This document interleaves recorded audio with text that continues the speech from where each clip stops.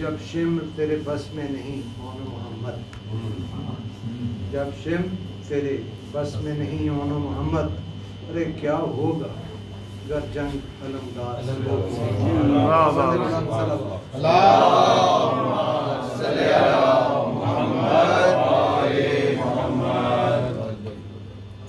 بے کسوں کے مددگار مولا علی، جز تیرے کوئی اپنا سہارا نہیں، بے کسوں کے مددگار مولا علی،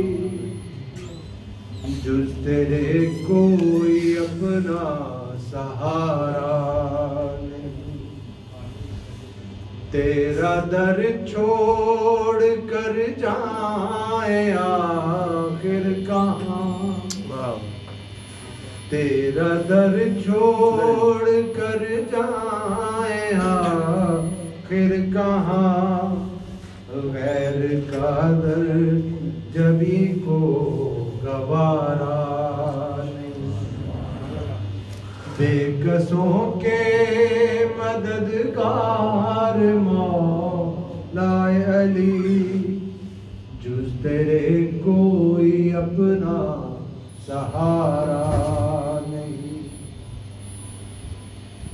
جو علی کا نہیں وہ نبی کا نہیں، جو نبی کا نہیں وہ خدا کا نہیں، جو علی کا نہیں وہ نبی کا نہیں، جو نبی کا نہیں وہ خدا کا نہیں، اے مسلمان اصحاب سے پوچھ لو، کیا یہ قوم نبی نے پکارا، بے کسوں کے مددگار مولا علی، وہ تو کم ظرف ہے جو تجھے چھوڑ دے، ورنہ مولا علی تیری تعظیم کو،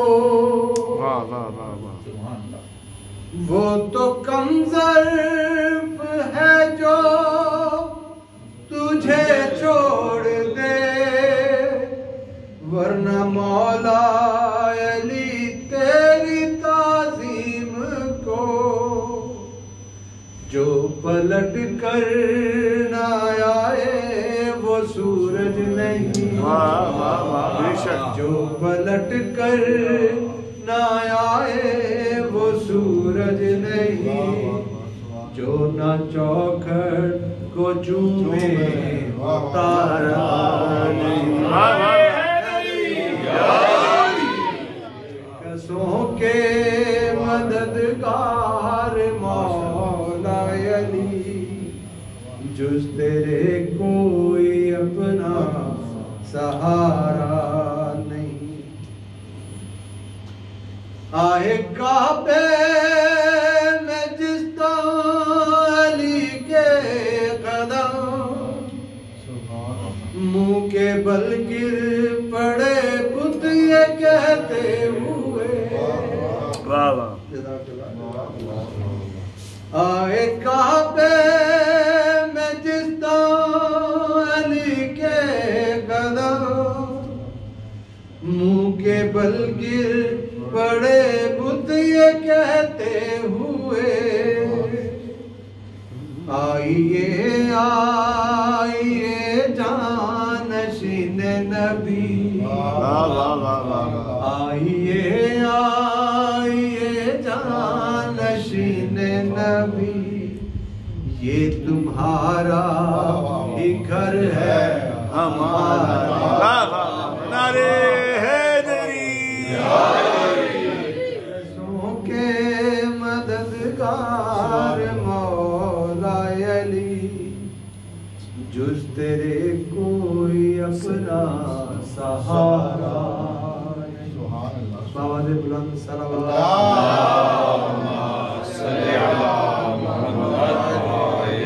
اپنی حاجات کی برابری کے لیے بلند تر صلوات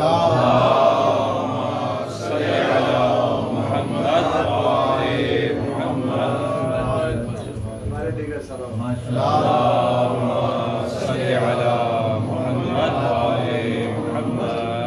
میں دعوت دیتا ہوں مولانا سید عمران رضوی کو کہ وہ آئیں اور سبحان اللہ صلی علی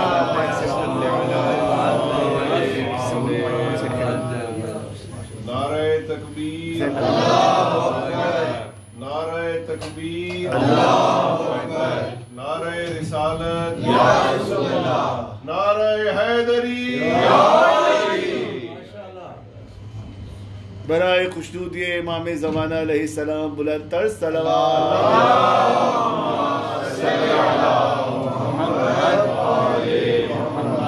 اسٹیج سیکرٹری کی صحت اور سلامتی کے لیے بلند تر صلوات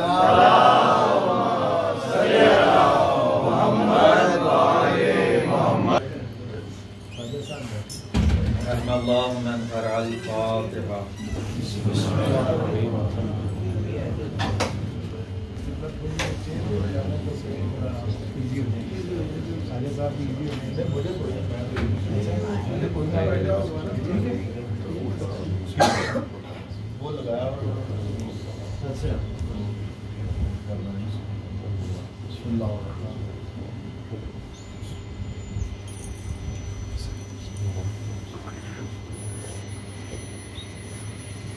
أعوذ بالله من الشيطان اللعين الرجيم بسم الله الرحمن الرحيم الحمد لله رب العالمين والصلاة والسلام على سيد الأنبياء والمرسلين سيدنا وطبيب نفوسنا وحبيب قلوبنا مولانا ومولى الثقلين جد الحسن والحسين بالقاسم محمد اللهم صل على محمد وآله الطيبين الطاهرين المعصومين المظلومين الذين عزم الله عنهم الرجس وطهرهم تطهيرا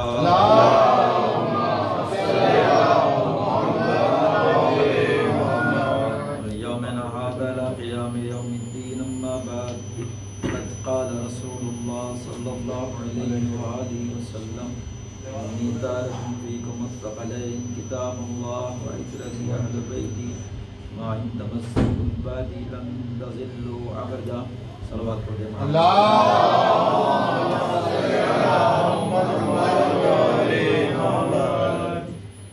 ایک مرتبہ سورہ حمد اور تین مرتبہ سورہ توحید کی تلاوت کر کے تمام مومنین کی ارواح اور اپنے اپنے مومنین کی ارواح کو قبول کرنے والا نیکی بڑے جناب سے صاحب حسین ابن سعید الصدر علی سید باقر علی جعفری ابن سید سخاوت علی جعفری سیدہ شہر بانو نقوی ابن سید ظفر احمد نقوی سید عابد علی جعفری ابن سید سخاوت علی جعفری سید صفدر عباس نقوی ابن سید مختار احمد نقوی سیدہ رشور نقوی ابن سید ماشد القاسم نقوی اللہم صلی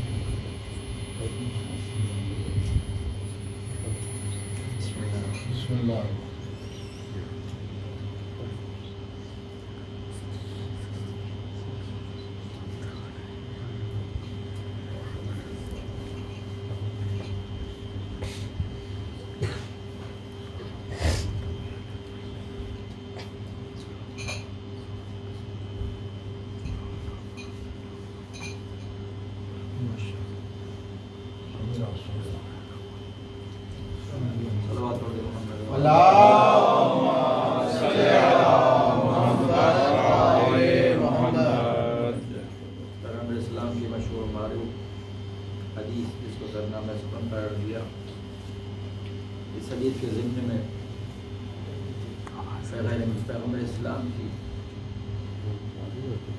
सलवात पढ़ दे मोहम्मद वाले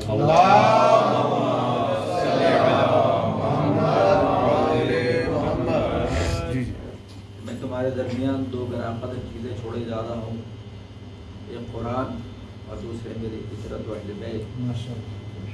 जब तक इन दोनों से मुतमस्सिक रहोगे हरगिज़ गुमराह न होगे, और ये दोनों और एक अवसर पर मेरे पास पहुँचेगी, इनमें दोनों में कभी जुदाई नहीं होगी।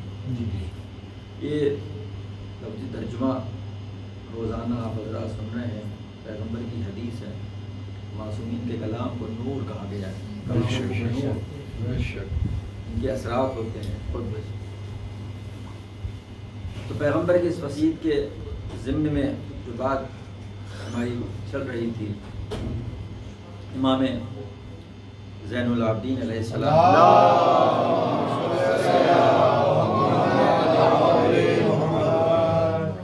इमाम की करबला के बाद के दौर का जो तस्करा चल रहा था, सन 61 हिजरी से लेकर सन 95 हिजरी तक, वो कैसे हालात थे उनका तस्करा किया,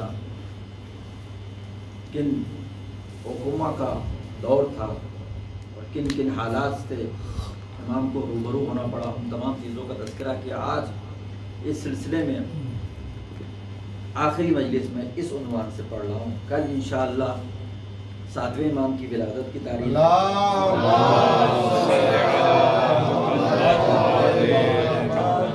तो उनके हवाले से जिक्र होगा और इंशाअल्लाह बाकी की मजलिसों में 5वें और 6ठे इमाम के उन्वान से इंशाअल्लाह।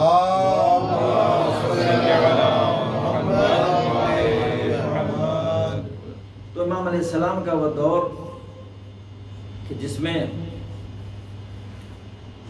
इरशाद है छठे इमाम का कि इर्तद्दन्नास बाद क़त्ल हुसैन, इमाम हुसैन के बाद लोग मुर्तद हो गए थे, चंद नफर सिर्फ रह गए थे, इल्ला सलासा व खमसा व सबआ, ये अल्फाज हैं, 3 या 5 या 7, इससे ज़्यादा की तादाद नहीं मिलती। उसके बाद वाक़े हर्रा और वाक़े हर्रा के बाद तवाबीन, और उसके बाद जब मरवान इब्न अब्दुल मलिक की हुकूमत आई तो हालात बहुत बदल चुके थे, जो कि तक़वी की पाबंदी थी, अम्र बिल मारूफ नहीं था। उस ज़माने में मदीने के हालात बहुत ही ख़राब हो चुके थे, जहाँ तक कि फरमाया खुद इमाम ने कि 20 अफराद भी मेरे चाहने वाले नहीं थे। वो सख्त तरीन दौर था इमाम का। उस ज़माने में इमाम के कांधों पर जो जिम्मेदारी थी वो तबलीग दीन भी है और दरवीज आशूरा भी है, और लोगों को इस्लाम और दीन की तालीम भी देना है, शागिर्दों की तरबियत भी करना है। और जो इमाम का अजीम तरीन कारनामा जो दुआओं की सूरत में, बाकी चीज़ों का मैंने तज़किरा किया इन दिनों में, दुआओं की सूरत में जो इमाम अलैहिस्सलाम ने जो ज़ख़ीरा छोड़ा है, जिसको मैं आज किताब की सूरत में मैं ले करके भी हाजिर हुआ हूँ आपकी खिदमत में, इसमें से एक दुआ को भी पढ़ूँगा इंशाअल्लाह, जो दुआए मकारिमुल अखलाक है, उसके चंद जुमले इंशाअल्लाह। क्योंकि पैगम्बर इस्लाम मबऊस हुए थे, खुद पैगम्बर ने भी यही कहा था, इन्नमा बुइस्तु लिउतम्मिमा मकारिमल अखलाक। आप सोचिए पैगम्बर जिस ज़माने में मबऊस पर रिसालत हुए थे, तो कितना सख्त तरीन ज़माना था कि लोग इतने जाहिल थे कि अपनी बेटी को जिंदा दरगोर करते थे, इतने जाहिल थे लोग। पैगम्बर ने उस ज़माने में लोगों को शऊर अता किया। और करें आप, और बेटी को इज्जत देना सिखाया, खुद अपनी बेटी की ताज़ीम करते थे। अलबत्ता ये इस कौम की बदनसीबी थी कि उसी के बेटी के ऊपर चलता हुआ दरवाज़ा गिराया, जिसने लोगों के अंदर शऊर बेदार किया। ये लोगों की बदनसीबी। लेकिन पैगम्बर इस्लाम के बाद इमाम अली का ज़माना, फिर भी लोग चाहने वाले थे। इमाम हसन के ज़माने में भी थे लोग चाहने वाले, हत्ता इमाम हुसैन के ज़माने में भी लोग करबला में जमा हुए 72। लेकिन फिर इमाम ज़ैनुल आबिदीन का जब ज़माना आया तो आप देखिए वही ज़माना आ चुका। अब ये पूरी जिम्मेदारी इमाम ज़ैनुल आबिदीन पर फिर से इस्लाम को ज़िंदा करने की है। جس میں امام علیہ السلام نے شاگردوں کی تربیت کی، جس میں جن کا تذکرہ میں نے کل بھی کیا تھا، جناب ابو صلوات علیہ محمد وآل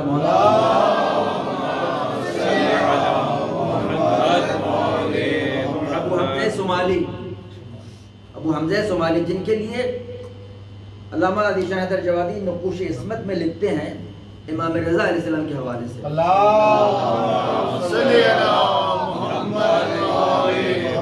کیونکہ جناب ابو حمزہ صومالی چوتھے امام کے بھی شاگرد تھے، پانچویں امام کے بھی، چھٹے امام کے بھی اور ساتویں امام تک تھے۔ تو فضل ابن شاذان راوی ہیں، روایت کرتے امام رضا علیہ السلام۔ ابو حمزہ صومالی کی حیثیت وہی ہے جو رسول اللہ کے زمانے میں جناب سلمان کی، سلمان فارسی، یہ اپنے زمانے کے یعنی چوتھے امام کے زمانے کے سلمان فارسی کا درجہ دیا امام رضا علیہ السلام۔ فضل ابن شاذان سے روایت ہے، نقوش عصمت علامہ ذیشان حیدر جوادی کی کتاب میں امام زین العابدین صاحب کے چیپٹر میں لکھا ہوا ہے۔ تو اب امام علیہ السلام نے جو دعاؤں کا ایک ذخیرہ چھوڑا، ان میں امام علیہ السلام دعائیں پڑھتے تھے اور اپنے دو بیٹوں کو املا کرتے تھے، یعنی بولتے تھے، اور ان کے دو بیٹے جناب امام محمد باقر علیہ السلام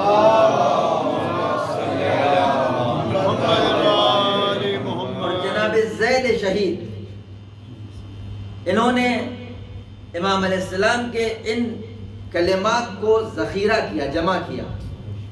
تو جو انجیل آل محمد، زبور آل محمد کے نام سے صحیفہ کاملہ موجود ہے، وہ اس زمانے میں بھی موجود تھی۔ خود امام علیہ السلام نے ان دونوں نسخوں کو اپنے دونوں بیٹوں کے درمیان دیا۔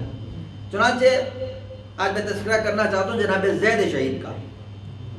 جناب زید جن کی ولادت 80 ہجری بتاتی ہے، اس کتاب میں لکھا ہوا ہے شیخ مفید کے حوالے سے 80 ہجری ان کی تاریخ ولادت ہے۔ البتہ امام کی جو شہادت ہے چوتھے امام کی 95 ہجری، تقریباً اگر دیکھا جائے تو 15 سال کی عمر بنتی ہے اس زمانے میں۔ امام کے حیات میں جناب زید کی عمر 15 سال، اور وہ ایسے عالم تھے، حلیف القرآن کہا گیا ہے، قرآن کا علم رکھتے تھے، مختلف مقامات پر جا کر تبلیغ کی۔ لیکن کربلا کے بعد جو ایک سلسلہ شروع ہوا انقلاب اسلام کا اور انتقام امام حسین کا، دیکھیں کربلا کے بعد جو سب سے پہلے جو تحریک شروع ہوئی وہ کوفے سے شروع ہوئی۔ توابین نے سن 61 ہجری سے ہی سری مخفیانہ تحریک شروع کی تھی۔ اس کے بعد 65 ہجری میں خود توابین کا واقعہ ہوا، پھر جناب مختار قیام ہوا، پھر اور دیگر قیام ہوئے۔ اسی سلسلے میں یہاں تک کہ سن 65 ہجری تک آل ابی سفیان کا خاتمہ ہو گیا۔ اب آل مروان حکومت پر بیٹھے اور ان کا بھی خاتمہ 132 ہجری میں ہو گیا، یعنی بنو امیہ پوری طرح سے 132 ہجری میں ختم ہو گئے۔ جناب زید شہید کی شہادت 122 ہجری ہے۔ جناب زید شہید اس زمانے میں اس کتاب کے مطابق جو لکھا ہوا ہے اذیت دیتے تھے آل مروان، تو جناب زید شہید نے قیام کیا کوفے والوں کے ساتھ، کوفے والوں نے ساتھ بھی دیا ان کا۔ لیکن جو کوفے کا حاکم تھا یوسف ابن عمر اس وقت، اس نے کوفے کی بے وفائی مشہور ہے، لوگوں کو توڑ لیا اور جناب زید تنہا رہ گئے، ان کے ساتھ چند افراد رہ گئے، تو ان کو اس طرح سے شہید کیا۔ ان کو لوگوں نے دفن کیا جناب زید کو، لیکن اس ملعون نے قبر کشائی کر کے ان کے سر کو قلم کیا اور ہشام ابن عبد الملک کے پاس شام بھیجا کوفے سے، اور جناب زید کے لاش کو، ان کے جنازے کو دارالعمارہ پہ لٹکایا رہا۔ کافی مدت تک کتابوں میں لکھا ہے 4 سال تک ان کا جنازہ یوں ہی لٹکا رہا۔ اس کے بعد اس جنازے کو جلا دیا گیا۔ اب کتنے دیکھیں کتنا تکلیف دہ اور کتنا سخت ظلم۔ اس وقت جناب زید کے بیٹے جناب یحییٰ وہیں پر تھے، جن کے بارے میں لکھا گیا ہے کہ کچھ آنے والوں نے ان کو کہا کہ آپ خراسان چلے جائیں. جناب یحییٰ ابن زید ان کی قبر خراسان میں مشہد آپ جائیں تو مشہد سے تقریباً 150 کلومیٹر کے فاصلے پر مشرق کی جانب میامی ایک جگہ ہے، وہاں پر ان کا روضہ ہے جناب یحییٰ ابن زید. تو جناب زید کی شہادت 122 ہجری ہے، یہ پہلی سفر اسی میں سفر کی تاریخ میں.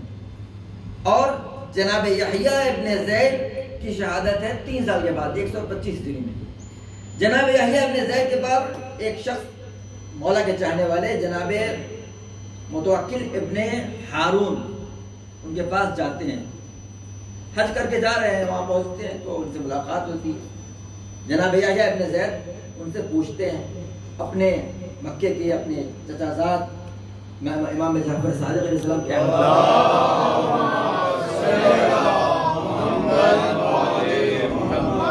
تو امام نے ان کو ان کے بارے میں بتایا.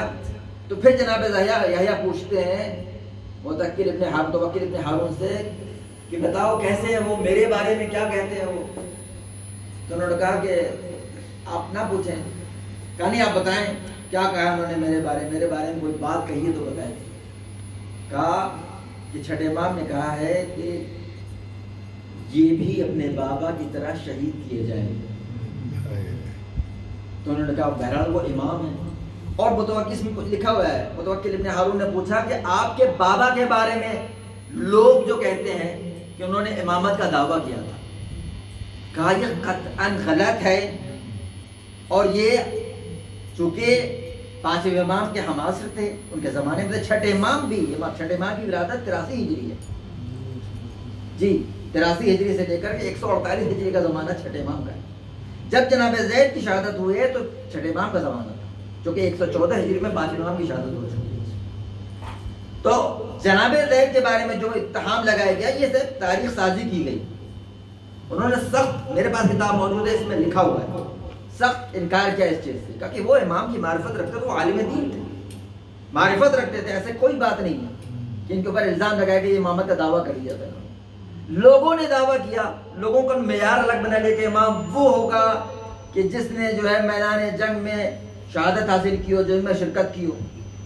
یمنیوں کا ایک فرقہ ہے جو زیدیہ، وہ اس طرح کی فکر رکھتا ہے، ان کا ایک معیار یہ ہے کہ امام وہ ہوگا جو جنگ کرنے جائے.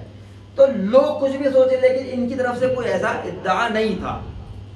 اس وقت جناب یحییٰ ابن زید نے اس کتاب کا ایک نسخہ جو جناب زید کے حوالے سے ان تک پہنچا تھا، صحیفہ کاملہ کا، جناب یحییٰ تک، جناب یحییٰ ابن زید نے جناب متوکل ابن ہارون کو وہ نسخہ پیش کیا اور وہ لے کر واپس امام جعفر صادق علیہ السلام کی خدمت میں حاضر. صلی اللہ علیہ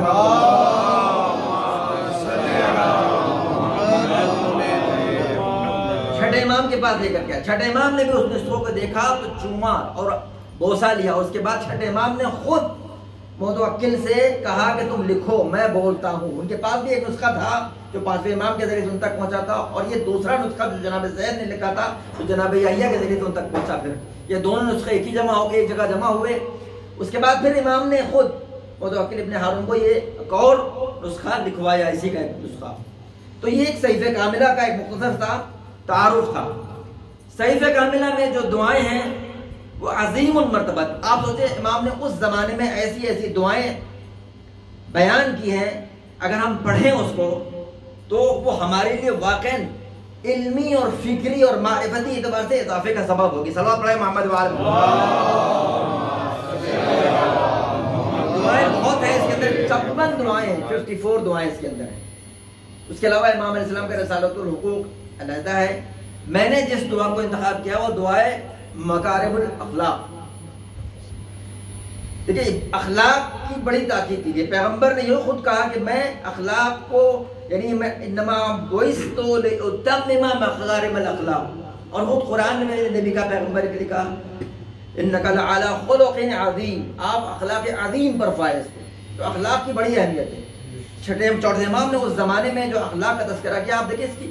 اور اس زمانے میں امام کی اس دعاؤں کی خاصیت یہ ہے کہ امام نے اپنے صحیفہ کاملہ کی دعاؤں میں صلوات کا بڑا استعمال کیا.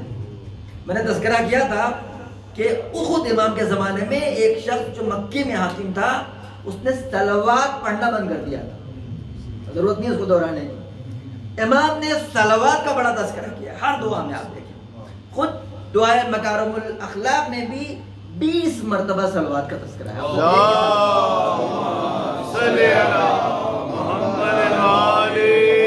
صلوات کی بڑی فضیلت ہے، پیغمبر اسلام فرماتے ہیں صلوات علی محمد وعلی محمد،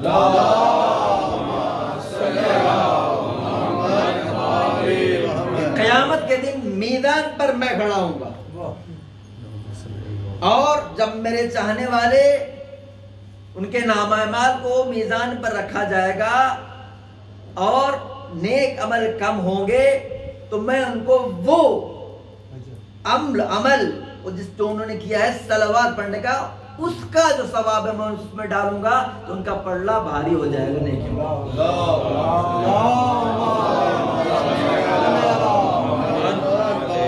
صلوات وہ ہے جو گناہوں کو مٹا دیتا ہے۔ آپ زیارت جامعہ پڑھیں، اس کے لکھا ہوا ہے وَجَعَلَ صَلَاتَنَا صَلَوَاتٌ عَلَيْكُمْ، کہ ہم آپ کے اوپر جو ہے صلوات واجب قرار دی گئی ہے۔ قرآن بھی کہتا ہے انما صلوات پڑھیں محمد وعلی محمد، سورہ احزاب آیت 56، ان اللہ وملائکتہ یصلون علی النبی یا ایھا الذین آمنوا صلوا علیہ وسلموا تسلیما۔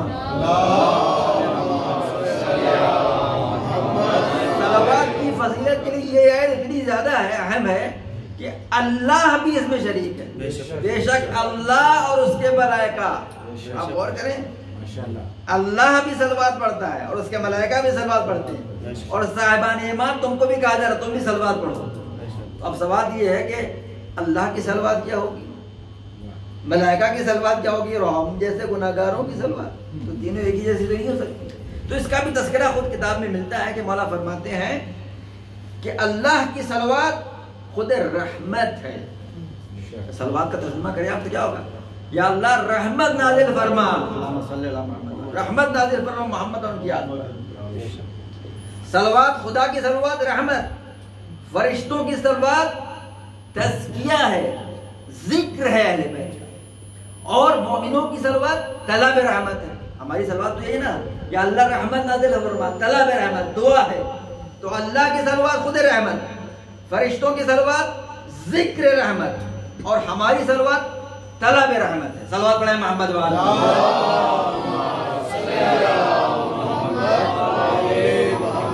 اب امام جو فرماتے ہیں اللہم صلی علی محمد وعلی محمد، ابتدا سے صلوات ہے، اور دعاؤں کے لیے کہا کہ اب بھی دعا کرو تو پہلے صلوات پڑھو، پھر دعا کرو، پھر آخر میں صلوات پڑھو۔ صلوات کا اپنا ایک تذکرہ ہے، اتنی فضیلت ہے، میں زیادہ نہیں جاؤں گا۔ پھر فرماتے ہیں امام وَبَلِّغْ بِإِيمَانِ اکمل الایمان۔ اب دیکھیں ہم لوگ دعا کرتے ہیں ہر چیز کے لیے، یا اللہ ہمارے رزق میں اضافہ کر، ہماری عمروں میں اضافہ کر، ہمارے برکت میں اضافہ کر، ہر چیز کے لیے دعا کرتے ہیں، روزی مل جائے، بچے کو جو مریض ہے اس کو شفا مل جائے، لیکن کبھی اس جہت سے ہم نے دعا کی یا اللہ ہمارے ایمان میں اضافہ کر۔ اور امام کیا کہہ رہے ہیں، امام فرما رہے ہیں وَبَلِّغْ بِإِيمَانِ اکمل الایمان، مجھے وہ ایمان عطا کر جو کامل ہو۔ ایمان کی تکمیل کے لیے دعا، آپ سوچیں ایمان کیا چیز ہے، ایمان کی تکمیل کے لیے دعا، اور اس کا ایمان کی تکمیل کا ایک بہترین ذریعہ فرش اعلیٰ ہے، فرش اعلیٰ۔ روایت ہے امام مرزا علیہ السلام کی، صلوات پڑھیں محمد